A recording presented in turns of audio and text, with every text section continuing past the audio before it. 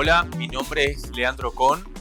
Yo voy a estar hablando sobre la geopolítica del Atlántico Sur en el siglo XXI. Yo me dediqué durante muchos años a estudiar diversas cuestiones geopolíticas y creo y es algo que, digamos, en los próximos años, próximas décadas, vamos a estar viendo un gran movimiento en el Atlántico Sur, en la Antártida, y la Argentina tiene una posición clave en todo esto. Me parece que es importante que entendamos dónde estamos posicionados en el mundo, en el mapa mundial y en los movimientos que están ocurriendo hoy a nivel geopolítico, a nivel internacional y dónde está posicionada casualmente Tierra del Fuego en todo esto. Así que voy a avanzar con mi presentación de una manera, digamos, de más general a menos general para llegar a entender por qué es importante y por qué es relevante Tierra del Fuego y por qué es necesario tener una mirada nacional en torno a la posición geoestratégica que tiene la provincia. Actualmente, digamos, la situación global actual es que estamos en un momento, un periodo histórico que tiende hacia una multipolaridad competitiva. Es decir, que estamos saliendo de una fase en la cual había un gran hegemón, que era Estados Unidos, y estamos entrando en una etapa donde hay muchas potencias ascendentes con capacidad de rediscutir el escenario internacional, las reglas del juego, y en esa discusión es natural que aumente la conflictividad. Por eso hablo de competitividad. Esa conflictividad puede o no tender a escenarios de mucha virulencia. Por lo pronto ahora estamos viendo rispideces en áreas donde grandes esferas de poder se encuentran. Digamos, la guerra o el conflicto en Ucrania es un caso bastante ejemplar. Eh, la potencial o las tensiones actualmente que enfrenta Taiwán con China y lógicamente eso también pone el foco en cuestiones de Israel y Palestina, en Siria, etcétera. Todos escenarios donde hay conflicto en lugares donde se encuentran grandes influencias de poder. Eh, Eso hace que en las áreas donde se encuentran distintos intereses chocan. ¿Qué pasa? Bueno, la Antártida es una zona donde hay diversos presencia de naciones en las cuales sus intereses pueden entrar en conflicto. Y eso se sostiene gracias a lo que se llama el Tratado Antártico. Esto ocurre en gran medida por una competencia por los recursos. Estamos en un mundo donde hay una crisis energética, donde puede y va a haber una crisis alimentaria. Esto lleva a una gran inestabilidad del sistema político internacional. Al mismo tiempo hay una gran aceleración del desarrollo tecnológico, o sea, todo esto ocurre mientras la tecnología avanza a pasos agigantados. Existen tensiones militares entre Estados-nación, ya no son los conflictos que creíamos que iban a ser, sino son conflictos entre Estado-nación. Entonces el Estado-nación vuelve a cobrar relevancia y hay un aumento de la relevancia de la política científico-industrial. ¿Por qué? Porque para llevar a cabo los intereses, las naciones se apoyan en su infraestructura científico-tecnológica, en su capacidad de ocupar espacios, en su capacidad industrial de crecer y de ejercer su dominio. Entonces tenemos que la política industrial está ocupando nuevamente un rol central, como lo fue quizá a principios del siglo XX. La política industrial obedece a, digamos, trata de suplir preocupaciones geopolíticas. La política industrial sirve para agregar, digamos, para mejorar las cadenas de valor.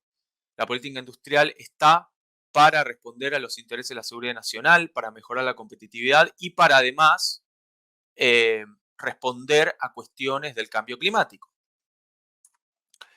Acá hay un gráfico, un reciente informe del Fondo Monetario Internacional que salió hace algunos meses, habla de cómo la política industrial en la última década y un poquito más ha recobrado importancia en todo el mundo, en los países desarrollados, sobre todo.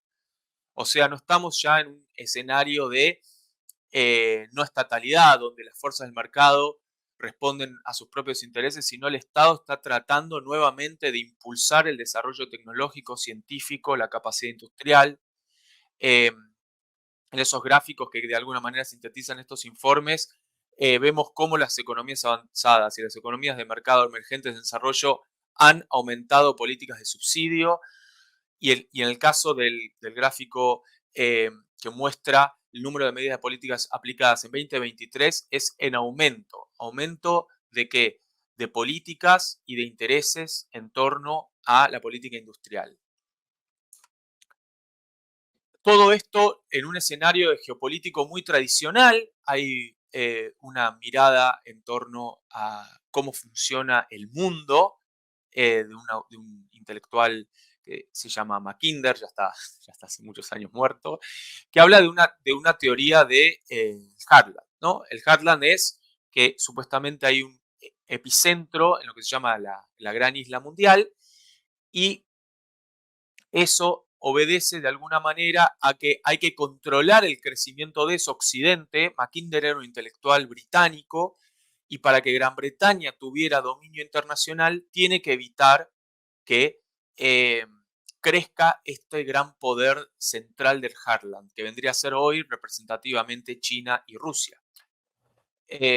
Esta teoría ha sido muy vigente, es una teoría en la cual se ha constituido gran parte del poder de Estados Unidos durante fines del siglo XX y principios del siglo XXI, y es algo que justamente vuelve a traer una importancia, es una teoría geopolítica muy relevante y vuelve a entrar en los libros, en los estudios, porque es la forma en la que se está rediscutiendo el poder internacional, el crecimiento de China y de Rusia y de India, cómo están saliendo y están discutiendo, rediscutiendo el orden internacional. Entonces, en este pequeño mapa, y adjunto una cita de Mackinder, quien gobierne en Europa del Este dominará el Heartland, quien gobierne el Heartland dominará la isla mundial, quien gobierne la isla mundial controlará el mundo. Entonces nosotros tenemos que por un lado Rusia avanza hacia, en su caso hacia el oeste, o sea, hacia la Europa del Este, y China avanza hacia el mar. Entonces tenemos como una división quizá de roles, de poder terrestre, poder marítimo, y eso es lo que está hoy discutiéndose en el mundo. Entonces acá tenemos un otro, digamos, todos los mapas que estoy incluyendo tienen las respectivas fuentes. Acá vemos cómo se está rediscutiendo el rol del mar y el rol de la tierra en esta digamos, gran estrategia china de controlar el comercio marítimo y controlar el comercio eh, terrestre por medio de su One Belt, One Road, eh, su gran estrategia nacional de desarrollo. Eh, y entonces tenemos acá de vuelta, digamos, de una forma cómo es la nueva ruta de la seda, ¿no? Cómo es esta salida que está ocurriendo en el mundo, ¿no? Acá tenemos entonces, de alguna manera, cómo se fue organizando el mundo y nuestras miradas rápidamente se vuelcan hacia el sur, ¿no? Un territorio en disputa. Y ahí está la Argentina. Ahí la Argentina tiene mucho que decir, porque tenemos un territorio que hoy está en disputa por Taiwán, por el aumento de la expansión china hacia el mar, como el Atlántico Norte ha sido, digamos, controlado gracias a una gran alianza militar, que es la OTAN, pero el sur está libre de alguna manera. No existe esa geopolítica tan clara. Sí existe ocupación territorial por parte del Reino Unido. La Antártida es un gran espacio donde existe la presencia de muchas potencias y la Argentina está ahí. Entonces, si tuviéramos que de alguna manera ir encapsulando nuestro debate es, bueno, el Atlántico Sur, de acuerdo a la ONU, es este espacio. Es un espacio que comprende una parte que le corresponde de área de influencia América del Sur y otra área de influencia hacia África, ¿no? Y después tenemos la parte del mar Antártico. El conflicto de Malvinas ahora sí cobra una relevancia diferente porque podemos interpretarla de distintos lugares. Fue el primer conflicto quizá armado por la Antártida. Existe una lucha por el control marítimo del Atlántico Sur de las grandes potencias occidentales y también orientales. Hay un aumento del interés de las potencias orientales. Y existe una competencia por el control y el acceso a los recursos que significa toda esa zona, ¿no? Estamos hablando de petróleo offshore, estamos hablando de minerales, porque hay algo muy importante que hay que tener en cuenta y es que la Antártida, a diferencia del Ártico, el Ártico se derrite y hay agua, no hay tierra. En la Antártida se derrite y hay tierra. Entonces, tenemos una gran presencia de distintos tipos de países en la Antártida y curiosamente el único país en vías de desarrollo con bases en la Antártida es la Argentina. La mayoría son todas potencias económicas, son los grandes países. Y acá la Argentina, como país en vías de desarrollo, tiene presencia porque le corresponde, de acuerdo a los tratados internacionales, tener su presencia, porque es territorio que le corresponde. ¿Y por qué le corresponde el territorio? Bueno, acá fue una gran labor histórica, diplomática de la Argentina, y es muy importante tener en consideración que la provincia de Tierra del Fuego, su nombre es Provincia de Tierra del Fuego, Antártida e Islas del Atlántico Sur. Es la provincia territorialmente, considerando todos los territorios de ultramar, más grande de la Argentina. Es la provincia con el territorio marítimo más grande de la Argentina. Y tiene el departamento, territorialmente hablando, más grande de la Argentina, que es la Antártida. Entonces, creo que es importante en ese sentido tener una visión de dónde estamos situados, no solamente nosotros con respecto a los reclamos, sino dentro del mapa internacional, cómo las grandes potencias miran el mapa y dónde está la Antártida, dónde está la Argentina y dónde está Tierra del Fuego en ese mapa. Entonces, Tierra del Fuego en ese sentido adquiere un rol estratégico, es un territorio estratégico argentino. Y en ese sentido tiene una importancia no solamente, así por decirlo, en términos de soberanía, sino una importancia geoestratégica y geoeconómica para el sostenimiento de los intereses permanentes y vitales de la nación. En este sentido, Tierra del Fuego, debido a su posición en el mapa geopolíticamente hablando, tiene un rol o puede tener un rol muy importante para el sostenimiento de los intereses nacionales y de la proyección antártica argentina, pero porque es algo que ya lo tenemos. Es como la Argentina le tocó estar así, acá, y en la competencia internacional algo tenemos que hacer al respecto. ¿Por qué? Porque ya existen naciones que están ocupando la Antártida y en algún lugar vamos a tener que posicionarnos. Eso es algo que la misma dinámica internacional va a obligar a la Argentina a tener que tomar decisiones. Y la no decisión también es una decisión.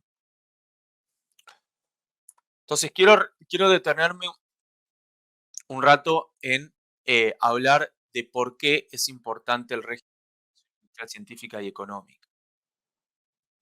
Porque, en primer lugar, Tierra del Fuego, la Antártida y todas esas zonas son de difícil habitabilidad. Demandan, para que existe presencia del Estado, una atención especial por parte del Estado nacional. Argentina se caracteriza por ser un Estado federal, a diferencia quizá de Chile, que es un Estado unitario. Entonces existe una compleja dinámica en la cual tienen que ocurrir una especie de convenio armónico entre los intereses de la nación y los intereses de la provincia. Ahora bien, la provincia tiene un rol estratégico en lo que tiene que ver los intereses de la nación. Por eso es importante, cuando hablamos de defensa nacional y de la defensa de los intereses de la Argentina, tener en cuenta una mirada a la defensa nacional amplia, una perspectiva geoestratégica. Y lo geoestratégico de alguna manera demanda políticas verticales, políticas específicas para el desarrollo, para la creación de capacidades de ese territorio que no solamente es de alguna manera provincial, sino que obedece y debe obedecer a intereses nacionales. Esto implica, en gran medida, ampliar las capacidades para la proyección marítima, insular y antártica. Al ser uno de los territorios más australes del mundo y por su capacidad de todavía estar en territorio nacional argentino, es necesario que cualquier interés que quiera digamos, perseguir la Argentina en cuanto a la proyección insular, a los recursos que implica la explotación de petróleo offshore, para el acceso a las bases científicas de la Antártida, es necesario crear un polo logístico, puertos, capacidad de reparación de barcos, capacidad de rescate. Existen toda una serie de cuestiones asociadas a eso que convierten a Tierra del Fuego en un lugar estratégico. Y eso de alguna manera demanda una atención estratégica y específica. En este sentido, no solamente es necesario ampliar las capacidades, sino también sostener un polo a lo largo del tiempo, un polo logístico, científico y militar. Para que ocurran las campañas a la Antártida, por ejemplo, es necesario que se sostenga un polo logístico con capacidad de ir y venir no solamente en verano, sino también en invierno, porque además la Argentina es el segundo país con mayor población en la Antártida después de Estados Unidos. Ahora, nos preguntamos, ¿por qué Estados Unidos y China están en la Antártida? ¿Cómo es que, si territorialmente están tan lejos, acceden? Bueno, porque existe el Tratado Antártico. El Tratado Antártico, de alguna manera, que tiene un vencimiento en el corto plazo, eh, convierte a ese territorio antártico en un área de paz científica, de diplomacia científica, en la cual muchas naciones, las que puedan sostenerlo, acceden. Y vamos al caso de Estados Unidos. Vamos al caso de las otras naciones como China, de India. ¿Qué hacen esas naciones en la Antártida? Bueno, tratan de invertir en recursos específicamente por parte del Estado para sostener las bases ahí. Bueno, es lo mismo que se le pretende, digamos, es lo mismo que se requiere que haga la Argentina. Entonces, eh, para ello también es importante sostener y mejorar la calidad de la vida de los habitantes de Tierra del Fuego, porque viven en Tierra del Fuego, pero mantener una ciudad, un pueblo que tenga capacidades industriales, científicas, tecnológicas, para que sea el nodo central de una política de proyección, es fundamental. Porque si no existe una economía funcional en ese territorio, es difícilmente un lugar que se constituya en un nodo estratégico y solamente en una especie de base aislada. Y no es la idea.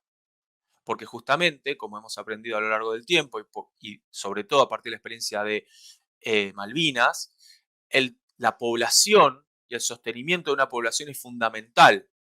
Digamos, el Reino Unido lo sabe. Entonces ahí tenemos el factor demográfico que es clave.